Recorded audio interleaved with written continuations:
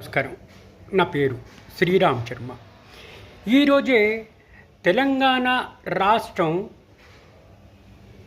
ఒక real estate appellate authority అని చెప్పేసి ఏర్పాటు చేయడం జరిగింది, అపిలేట్ ట్రిబ్యునల్.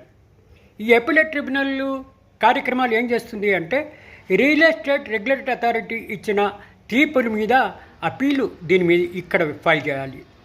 ఇందులో దీని చైర్పర్సన్గా retired high court judge justice Rajasekhar Reddy, judicial మెంబర్గా అడ్వకేట్ ప్రదీప్ కుమార్ రెడ్డి, అడ్మినిస్ట్రేటివ్ మెంబర్గా ఫార్మర్ ఐఏఎస్ ఆఫీసర్ చిత్రా రామచంద్రన్ని అపాయింట్ చేశారు.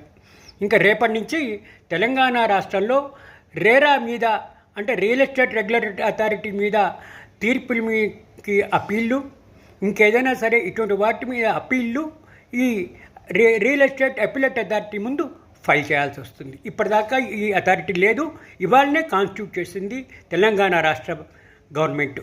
Thank you.